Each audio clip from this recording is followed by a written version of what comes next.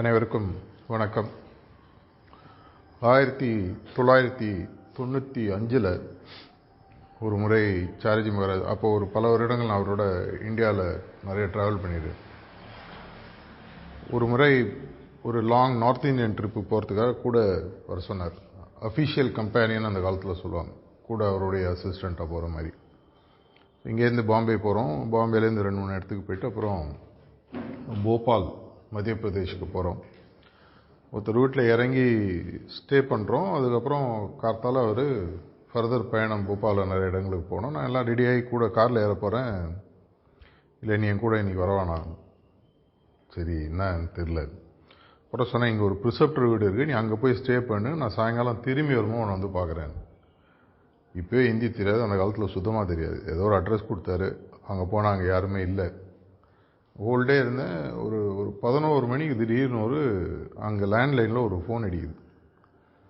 அவங்க வீட்டில் யாரோ ஒரு சிஸ்டர், யாரோ ஒரு லேடி இருக்காங்க, சர்வன் மேடோ யாரோ, ஃபோனை எடுத்துகிட்டு ஹிந்தியில் கேட்குறாங்க, இங்கே யாரோ பிரகாஷ்னு இருக்கீங்களான்னு.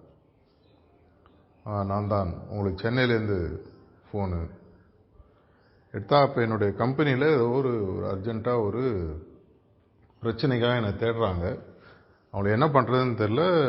ஒரு தோராயமாக மாஸ்டரோடு போயிருக்காரு, இந்த இடத்துல இருப்பாங்கன்னு யாரோ சொல்லியிருக்காங்க. முதல்ல காயத்ரிக்கு ஃபோன் பண்ணியிருக்காங்க, அவங்க பிஎஸ்சி கிடையாது. அப்புறம் இந்த நம்பரை கொடுத்து இங்கே கூப்பிட்டோன்னு கரெக்டாக இருக்கேன், பேசினேன். அது ஒரு நெக்ஸ்ட் 1 ஹவரில் அந்த பிரச்சனையெல்லாம் சால்வ் ஆச்சு. சாயங்காலம் வந்தோடனே எனக்கு என்னை அழிச்சிட்டு போகிறேன்னு குடஞ்சினே இருந்தது. சாயங்காலம் வந்தோடனே எனக்கு பதில் அதுக்குள்ளே கிடச்சிடுச்சு. சாயங்காலம் வந்து இது மாதிரி ஆச்சு, இது மாதிரி வந்தது. ஒரே வார்த்தை தான் சொன்னார். மாஸ்டர் சொன்னால் அப்படியே ஃபாலோ பண்ண, கேள்வியற்ற அடிபணிதல் அப்படின்ற ஒரு வார்த்தையை எனக்கு சொன்னார். நம்ம எல்லாருக்குமே இது அபியாசியாக நம்ம இருக்கோம்னு சொன்னால் கூட, இந்த மேட்டர் ஆஃப் கன்வீனியன்ஸ்ன்னு இங்கிலீஷில் சொல்லுவாங்க. நம்மளுடைய வசதிக்கு எது வேணுமோ, அன்னபட்சி பால் எடுக்கிற மாதிரி அதை மட்டும் நம்ம எடுத்துப்போம் மாஸ்டர்கள் சொல்லுவதில். எவ்வளோ பேரால் இன்றைக்கி நம்மளால் மாஸ்டர் சொல்லக்கூடிய அனைத்து வார்த்தைகளையும் நான் அப்படியே கடைப்பிடிக்கிறேன்றது சொல்ல முடியும். நீங்களே உங்களுக்கு கேட்டுங்க, யாரும் கையெல்லாம் தூக்க வேணாம். ஏன்னா இந்த பிரச்சனை ஒரு முறை சார்ஜி மகாராஜுக்கே அவர் ஒருத்தர் கேட்குறாரு, நீங்கள் மாஸ்டர் சொல்கிறதெல்லாம் கேட்கணும்னு சொல்கிறீங்களே, எப்படி அதை செய்ய முடியுன்ற போது தன்னுடைய பிரச்சனையை சொன்னார். எனக்கு என்னுடைய குருநாதர் பாபுஜி மகாராஜ் இருக்கார். எனக்கு அவர் அனுப்ப வேண்டிய தகவல்கள்லாம் யாரோ ஃப்ரான்ஸில் ஒருத்தட்ட அனுப்பிச்சு அவங்கள்ட்டேருந்து எனக்கு வருது. அவர் என்ன மெசேஜ் கொடுக்குறாங்களோ அவங்க எழுதி கொடுக்குறாங்க, அதில் எனக்கு சில கட்டளைகள்லாம் வருது. நான் அப்படியே அதை செய்கிறேன். நான் நீ யார், அவங்க மாற்றி எழுதி கொடுத்தாங்களா, எப்படி தெரியும்? எனக்கே அந்த நிலைமைன்னா உங்களுக்குலாம் எப்படி இருக்கும் அப்படின்னு சொல்லி கேட்டார். இப்போ நம்மளுடைய சிஸ்டமே பார்த்தீங்கன்னா ரொம்ப ரொம்ப சிம்பிளான சிஸ்டம். சிம்பிள் பட் நாட் ஈஸின்னு சொல்லுவாங்க. எளிமையானது, சுலபமானது அல்ல. மேக்ஸிமம்னே எடுத்துக்கங்க. உதாரணத்துக்கு என்ன சொல்லுது, யாராவது தெரியுமா? ஃபுல்லாக 10 நியமங்கள் என்னோடய வீடியோ தமிழ் வந்தது பார்த்தீங்களா? போயிட்டுருக்குது. இன்னைக்கு போன வாரத்தோட 10வது நியமம் முடிஞ்சிருக்கு. காத்தால சூரியோதயத்திற்கு முன்னால் எழுந்து தியானத்தை முடியும். முதல்ல 2014 வரைக்கும் பார்த்தீங்கன்னா சன்ரைஸ்க்கு முன்னாடி எழுந்துக்கணும், தியானத்தை ஆரம்பிக்கணும்னு இருந்தது. அதுக்கப்புறம் சார்ஜி மகாராஜ் அந்த பழைய லிட்ரேச்சரை கம்பேர் பண்ணி பார்த்துட்டு டிரான்ஸ்லேஷனில் மிஸ்டேக் இருக்குதுன்னு சொல்லிட்டு 2014 மேக்ஸிமம் 1 ரிவைஸ் பண்ணி கொடுத்தார். எவ்வளோ பேருக்கு அது ஞாபகம் இருக்குன்னு தெரியல. ஆரம்பித்தா போகாது, தியானத்தை சூரியோதயத்துக்கு முன்னாடி முடிக்கணும். நம்ம பண்ணுறோமான்றது ஒரு கேள்வி. நம்மளோட மொத்த சிஸ்டம் எடுத்து பார்த்தீங்கன்னா பேசிக் ப்ராக்டிஸ்க்கு உங்களுக்கு ஒரு நாளைக்கு 3/4 மணி நேரம் 1 மணி நேரம் போகும் மேக்ஸிமம். அதுக்கப்புறம் உங்களுக்கு இன்ட்ரெஸ்ட் டீப்பாக போகணுன்னு சொன்னால் அதில் பல விஷயங்கள் இருக்குது. எவ்வளோ பேர் மேக்ஸிமம் 1 ஃபாலோ பண்ணுறோம், எவ்வளோ பேர் மேக்ஸிமம் 3 ஃபாலோ பண்ணுறோம், அதே மாதிரி மேக்ஸிமம் 10. மாஸ்டருடைய பல விஷயங்கள், கட்டளைகள் நம்மளுக்கு பல ரூபங்களில் வந்துட்டுருக்கு. நம்ம செய்கிறோமா இல்லை எல்லா இடத்துலையும்? இப்போ உதாரணத்துக்கு ஒரு டாக்டர்கிட்ட போகிறீங்க, அவர் ஒரு ப்ரிஸ்கிரிப்ஷன் எழுதி கொடுக்குறாரு. அந்த மருந்து யாராவது எப்படி வேலை செய்யணும் இப்போ டாக்டர் கேட்டிருக்கீங்களா? இது என்ன காம்போசிஷனுங்க? இப்போ கூகுள் வந்துடுச்சு, அந்த மருந்தை போட்டு நம்ம செக் பண்ணி என்ன நடக்குதுலாம் பார்க்குறோம். டாக்டர் ஒரு மருந்து எழுதி இது மாதிரி சாப்பிடுங்க, சாப்பிட்டா சரியாகும்னு சொல்கிறார். அலோபதியோ ஹோமியோபதியோ ஏதோ ஒன்று. நம்ம அதை உடனே எடுக்கிறோம். ஒரு சின்ன மெட்டீரியல் லெவலில் வரக்கூடிய விஷயங்களை கூட வெளி உலகத்துலேன்னு சொல்கிறவங்க என்ன இன்ஸ்ட்ரக்ஷன் கொடுக்குறாங்களோ அதை அப்படியே நம்ம உள்வாங்கிக்கிறோம். ஆனால் நம்மளுடைய ஒரு ஆன்மீக முன்னேற்றத்திற்காக இது எந்த விதமான கட்டணமும் இல்லாமல் தங்களுடைய வாழ்க்கையை அர்ப்பணித்து இப்போ 4வது குரு இப்போ இருக்கார். எவ்வளோ விஷயங்கள் செய்கிறாங்க. அவங்க சொல்வதை நம்ம செய்கிறோமா அப்படின்ற ஒரு கேள்வி எனக்கு கொஞ்ச நாளாகவே மைண்டில் வந்துட்டு இருக்கு. என்னையே நான் முதல்ல ஒரு கண்ணாடியில் பார்த்துக்கிறேன். நான் முதல்ல செய்கிறேன்னா அது என்னால் நேரடியாக பதில் சொல்ல முடியாது. ஆனால் ஒரு மாதிரி இன்னும் கொஞ்சம் இருக்குது, இன்னும் கொஞ்சம் இம்ப்ரூவ் பண்ணணும், இதை விட இன்னும் பெட்டராக இருக்கணும் அப்படின்ற அடிக்கடி தாஜி சொல்லக்கூடிய ஒரு வார்த்தை, உன்னுடைய கடைசி காலத்தில் நீ மேலுலகத்துக்கு ஒளி உலகத்துக்கு போகும் பொழுது என்ன வெர்ஷனில் போய் நீ ஒன்றா அவர்கிட்ட கொடுத்தா அவருக்கு சந்தோஷமாக இருக்குமோ அதை முடிவு பண்ணி அதற்கான விஷயங்களை இனிலேருந்தே செய்றியா அப்படின்னு சொல்லி கேட்குறாரு. ஃபைனல் வெர்ஷன் அப்படின்னு சொல்லுவாங்க. நம்மளுக்கு முதல்ல அந்த புரிதல் இருக்கான்றதே ஒரு கேள்வி எனக்கு எப்பவுமே இருக்குது. எவ்வளோ பேர் நீங்கள் யோசிச்சிருக்கீங்க?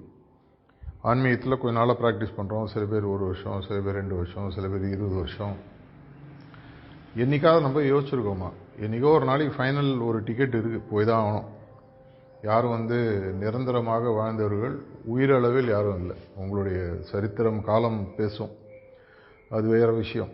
ஆனால் அங்கே போகும்பொழுது இந்த மாதிரி நான் போய் அவர்கிட்ட ஒரு கல்யாணம் நடக்குதுன்னா பிரைடல் மேக்கப்னு சொல்லுவாங்க இல்லையா?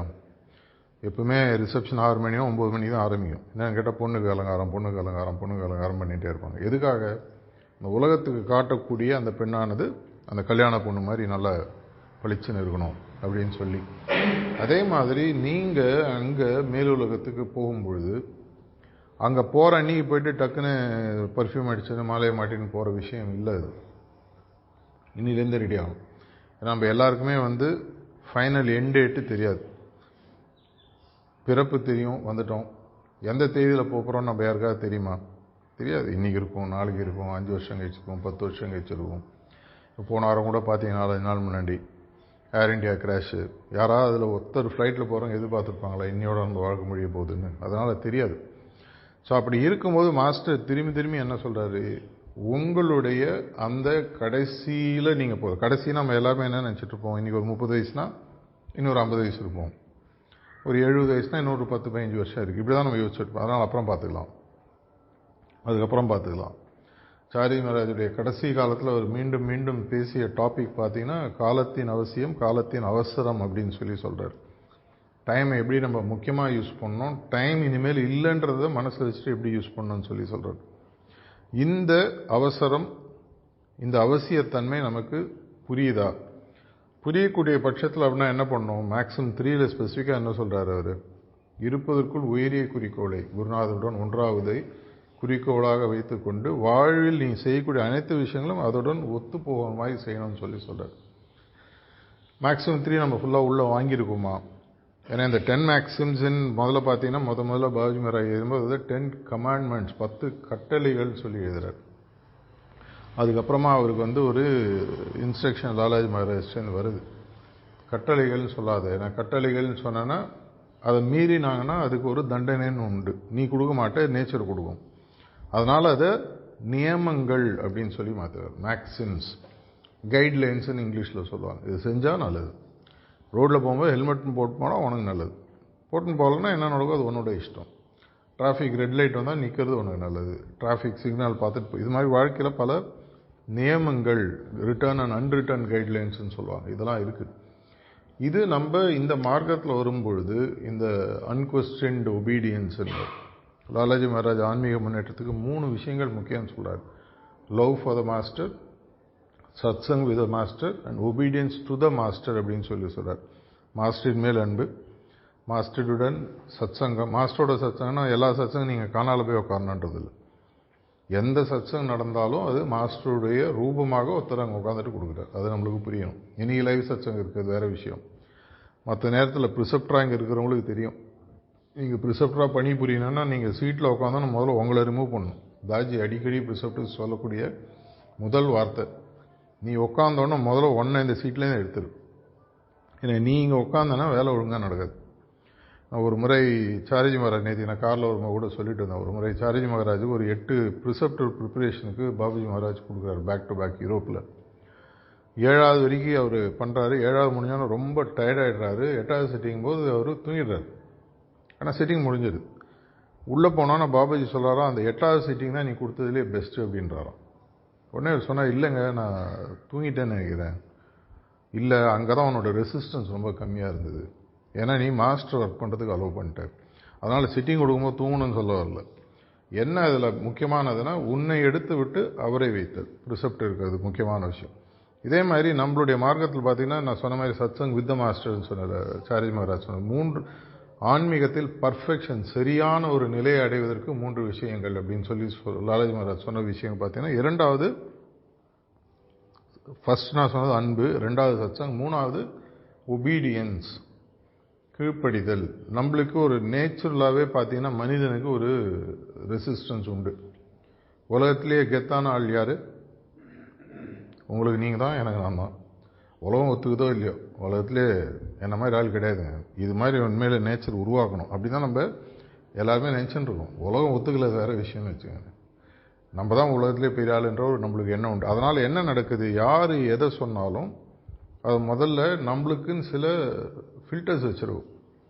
நமக்குன்னு சில கண்ணாடிகள் இருக்குது. அந்த கண்ணாடிகள் மூலமாக தான் நம்ம உலகத்தை எப்பவுமே பார்க்குறோம். ஒரே விஷயம் நடந்தாலும் அந்த விஷயத்தை நீங்கள் பார்க்கும் விதமானது நீங்கள் போட்டிருக்கிற கண்ணாடியை பொறுத்து.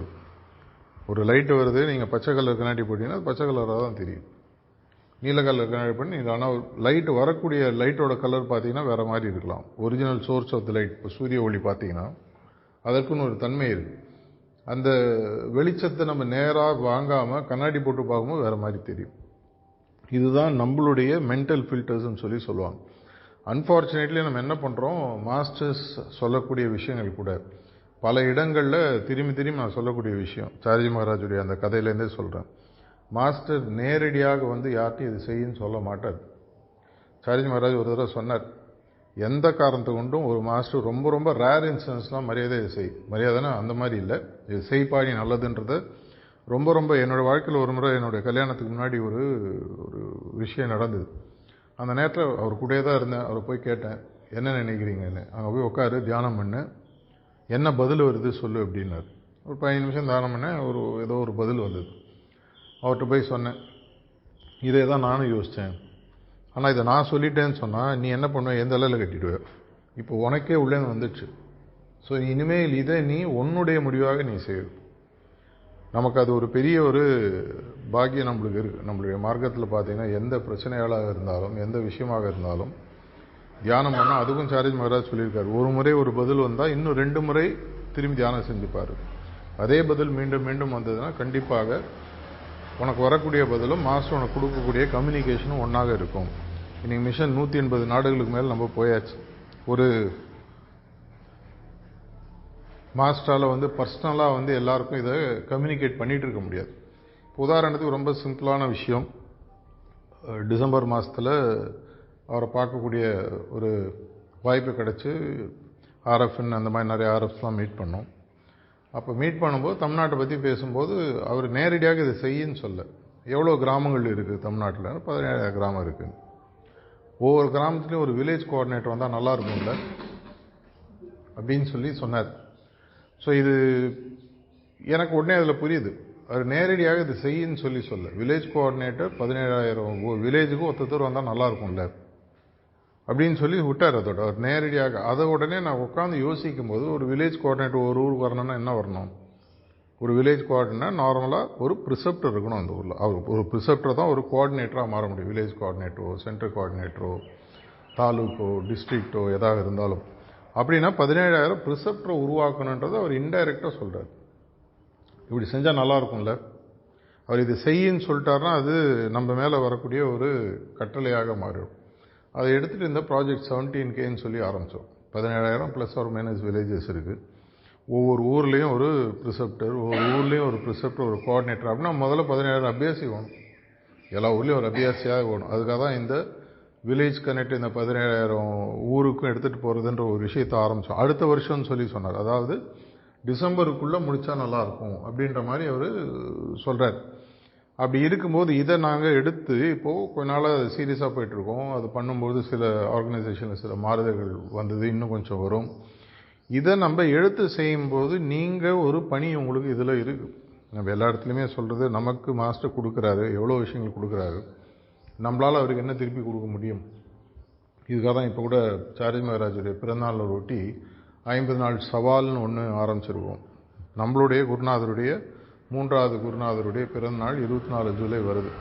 அப்படி வரக்கூடிய பட்சத்தில் அவருக்கு ஏதாவது என்னால் குருதட்சணை கொடுக்க முடியுமா, என்ன பெஸ்ட்டாக இருக்கும் அப்படின்னு யோசிச்சபோது, சரி ஒவ்வொரு வீட்லேயும் ஒரு தியான மண்டபம், ஹார்ட்ஃபுல்னஸ் மெடிடேஷன் சென்டர், ஹார்ட்ஃபுல்னஸ் தியான மையம்ன்றது எல்லார் வீட்லேயும் ஆரம்பித்தா எப்படி இருக்கும், ஒவ்வொரு அபியாசி வீட்லேயும் அவங்க ரெஜிஸ்டர் பண்ணி, ஒவ்வொரு ப்ரிசெப்டர் வீட்லேயும் ரெஜிஸ்டர் பண்ணி பண்ணாங்கன்னா எப்படி இருக்கும் அப்படின்ற ஒரு எண்ணத்துடன் அந்த விஷயத்தை நம்ம இப்போ ரீசெண்டாக கம்யூனிகேட் பண்ணியிருக்கோம். 4வது ஜூனில் ஆரம்பித்து 23 ஜூலை வரைக்கும் 50 நாட்கள்.